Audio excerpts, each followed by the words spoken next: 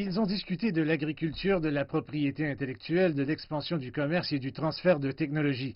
Le président chinois Xi Jinping a déclaré qu'une relation saine et stable était bénéfique pour les deux pays et pour le reste du monde. Et le président des États-Unis, Donald Trump, a accordé un crédit considérable à la Chine pour l'avancement des négociations. Les deux parties ont également convenu de travailler à un accord final.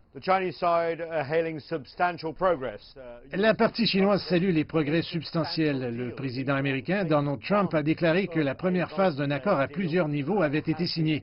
Le mot substantiel est très important car il ne s'agit pas d'un mot utilisé très souvent dans cette guerre commerciale qui dure depuis plus de 15 mois. Nous savons que les hausses de tarifs censées avoir lieu le 15 octobre sont en suspens et que les deux parties sont sur le point de signer un accord dans les 3 à 5 prochaines semaines, selon les deux négociateurs. On peut écouter le président Trump à ce sujet.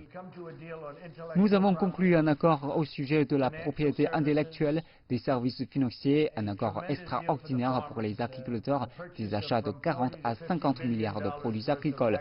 Pour vous montrer à quel point c'est important, ce sera 2 ou 3 fois supérieur à ce que la Chine a acheté jusqu'à maintenant.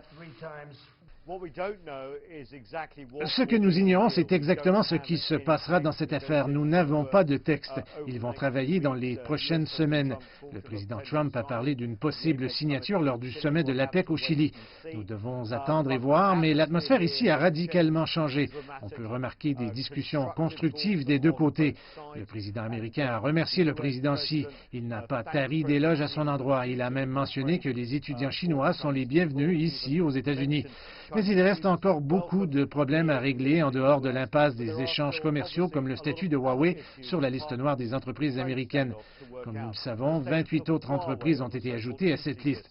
Et puis, il y a d'autres frictions que le président américain a minimisées, comme l'impasse sur Hong Kong entre les États-Unis et la Chine. Le mot substantiel a été utilisé à la Maison-Blanche et par des représentants commerciaux. C'est une période vraiment intéressante ici. On peut constater que l'attitude positive observée ces derniers jours pourrait se traduire par une sorte d'entente.